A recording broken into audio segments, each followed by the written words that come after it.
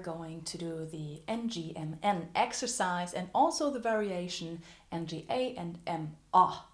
This exercise is for you to practice your lead or your vocal seat and to get more in front with your voice and stay there stable and steady. So how is this working? NGMN, NGA, MA. Sounds fancy. Actually, it's just different sounds we want to practice and to figure out like how to feel them, where to feel them, how to place them.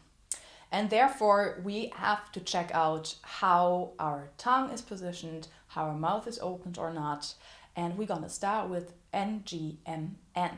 For the NG, it's a sound like this. And I favorably use two German words for it. One would be Zange, so Zange, or Zunge, Zunge, tongue. Because there you have like this NG sound by itself, so it's not that hard to find. You can try it like I just did with one of those words, saying like Zange or Zunge. And if you can feel it like vibrating really strongly in your nose here, you want to have this metal sound also, then you might be already very well placed. Let me show you how it sounds if you don't place it well. Then we have something like zang, zung. So you can already hear this like much more damp than what I was doing before with zang, zung. Here in your nose and your nasal cavities is where the party is going to start with this exercise. So try it yourself and let me help you with the positioning of the tongue. If you imagine that this is my lower jaw, here are my teeth, this is my tongue. Then the tip of my tongue is staying at the edge of my teeth, like down here, and the rest of the tongue is like going up to the hard palate. Don't try to really go like in the middle way, not too low behind, because if you're too low, you just close off the cavities with the soft palate, and it sounds like I just did. It sounds simply like You also will notice that your tongue is not on your teeth row anymore, so try to get a little bit more in front with your tongue, so like the soft palate can hang under, and you can lead all the sound through your nasal cavities and through your nose. So it's sounding like What then happens now, we have the tongue up and the jaw open. We're going to the M, and the jaw's closing and the tongue is just laying down.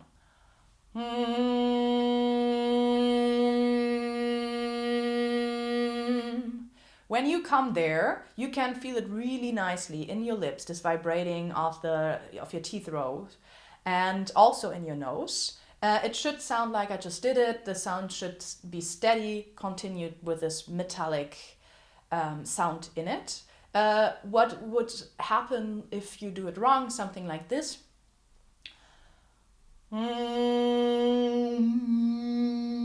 So I'm back in my throat, it's much damper, and you just hear that it's a different quality. So for your M, you can practice that also. Just leave the tongue in your jaw, close the lips, don't press them or try anything with them, just close them, let them lie on each other, and then you want to bring this ticklish feeling into your lips as much as possible. So it's gonna sound like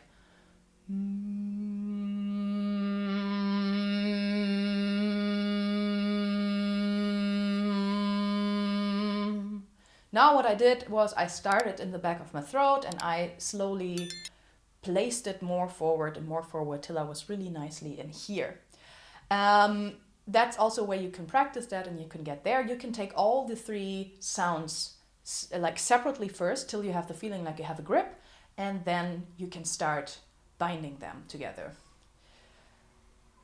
Now the N, like nose. It's the same now after having closed the mouth and the teeth and the tongue is on the teeth and laying in your jaw. You open the jaw a little bit and your tongue is going to the upper row of your teeth, gonna stay there, and you do this also through your nose and through your mouth, the nice N sound.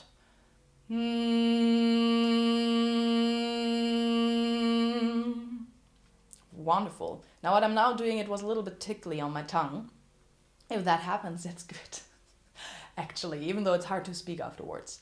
And so if you have all three sounds, you might also have noticed now that if you do the sound and you want to keep it and you want to keep it in front of here, you need some support of your pelvis floor. That's going to give you the power to stay here and the freedom to stay free and open here in your larynx.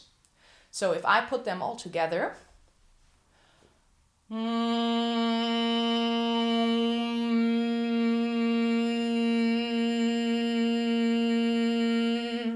it should sound a little bit like that. You can do that on different notes. You have to be able to do that on all kind of notes and heights and lows in your voice. I'm also going to do it now high and then once more low so you can hear it, and then I'm going to show you the moved structure on this exercise. This is just like plainly keeping one tone right now.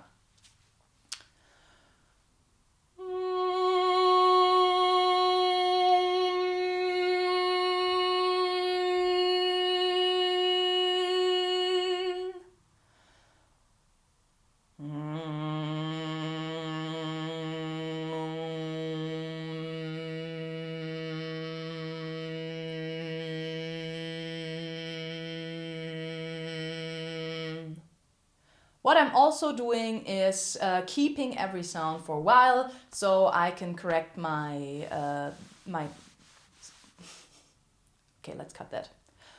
What I'm also doing is I keep my pelvis floor under pressure and actually adjusting it a little bit to the different sounds. You will with a later exercise also notice how this is working, and but to keep this really nicely, you will have to work with the pelvis floor.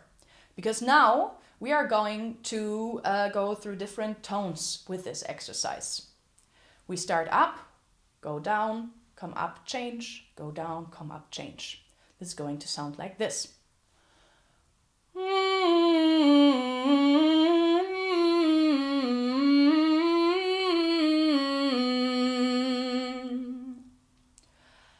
You will notice here you have to have like a good starting pressure in your pelvis floor or with your pelvis floor, because you're hitting the highest tone first on this exercise. You want to have like a bit of strength here too. And if we go downwards, we go into relaxation with the whole body, building it up again, getting more pressure onto my pelvis floor again, going up, down, and just moving along with our pelvis floor to support that in a way that it's like staying doable and nice and feeling good, and not just like, oh my gosh, I need to keep the tension. That shouldn't be happening. Okay. So you can practice that on different tones.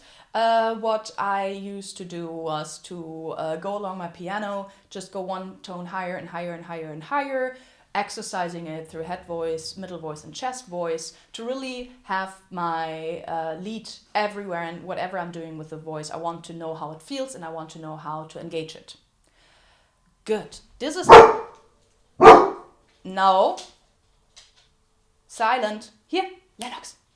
Komm her. Good boy. Hast du aufgepasst, ja? Hast du aufgepasst? Ja, mach Plätzchen. So. I want to cut that again. So this was the first part of the exercise. What I just did, checking the sounds first, getting a grip on it, doing it on one long tone, and then going into the moving exercise is how you also can do everything else.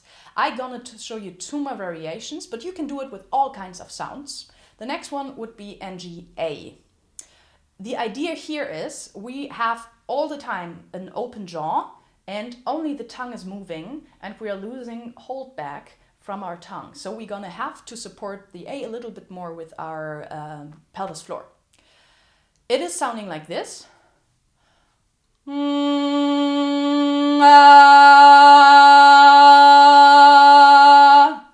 Or in a higher position.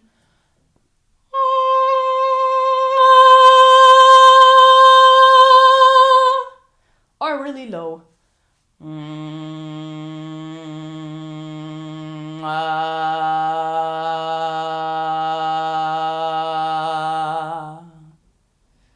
what you can do here, do first the NG again, get into your lead, and then do the A's, try the A and try to give it, maybe if you have a problem with this, like a little hit from your solar plexum. This will give you a very glottal onset.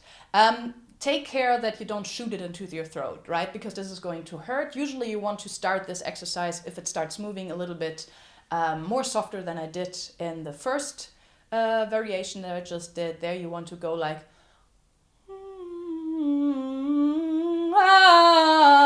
so you want to do that soft and always have a look on your throat, basically, because if this is hurt, we just cannot sing afterwards anymore. So, but what you can do for the A, I'm gonna put my arm away so you can see it here a little bit better.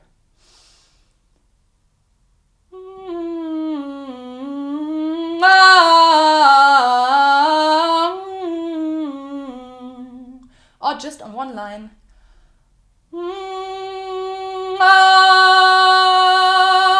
So you see I get like a really slight hit just to push the tone a little bit forward so it's dropping out of my mouth and doesn't even have the chance of dropping back into my throat, which I really do not want to have here. Okay, so if you are able to do the long thing on different tones, you can start with what I just already showed you, going from uptone, low, up, low. Again, engage your support so that this is going to be clean and not getting into the throat. I'm going to do it for you once more.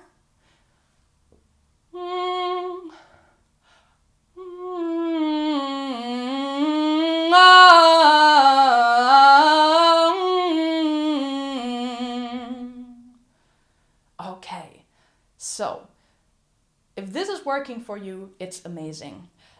What you can take a note of, there are people who are better with open sounds, people who are better with closed sounds. And an open sound means this A, where I really have no hold back for my breath. I have to work a lot with my belly to keep the air flowing in a good pace. And a more closed would be like an E. It's a little bit easier. So you can also try out to go over E, A, A to exercise this. I'm going to do that at the end, just so you don't get frustrated if it's not working with the A immediately. But keep practicing because it is important for you. So the last of those three basic exercises would be M-A. Now it's completely different from the NGA. Now the tongue is laying all the time. It's not doing stuff, but you're opening your jaw. This would be sounding like this. And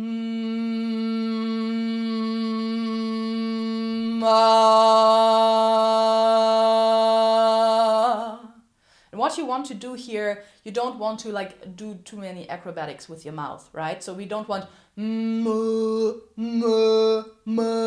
yeah, just let your jaw drop down and you're gonna get the sound by itself. Just try it. By the M, you want to have this tickly feeling on your lip again, and then you want to get out the A. You can also give a little hit here. Just see that you stay on your lip ring with the sound and not falling back. Let's do it on another tone.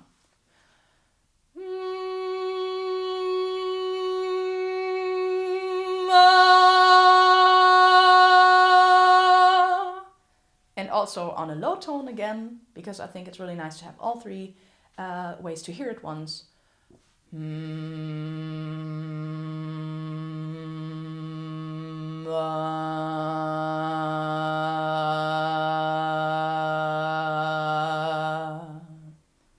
Okay, if this is working, again, you can go through the moving tone exercise next and engage a little bit even more your support with it and exercise how to support these sounds on different heights and with different strengths. This would sound like this.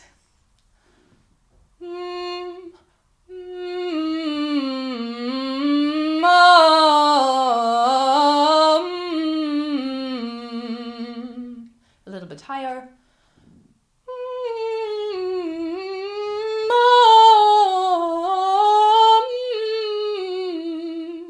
And in the lows.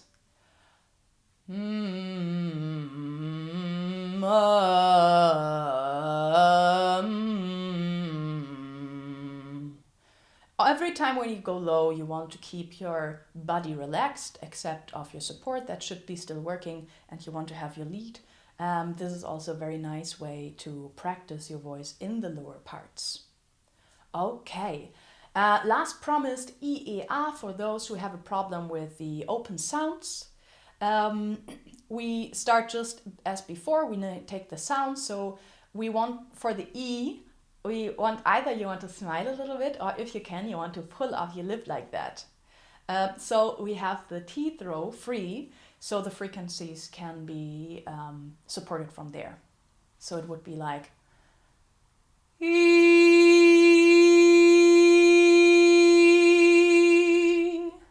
try not to do you're back in your throat again. Then we really want to go via the teeth row. Same game for the E, which is a little bit more open than the E. So you can practice here already how much more power you need to supplement that. And then we go to the A, which is open. And you try to keep it in front again. So on one tone it would sound like this.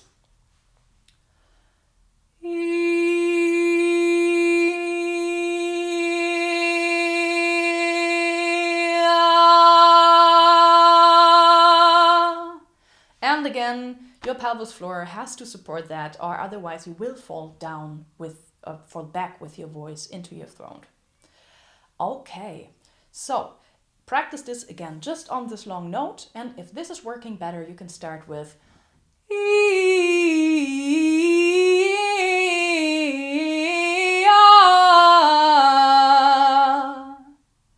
good.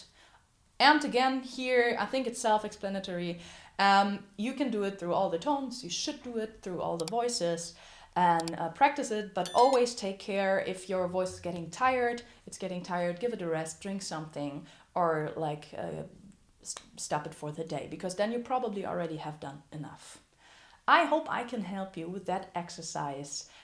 For any comments, questions, or other things that you would like me to know, just leave me a comment. I'm looking forward to hear from you guys.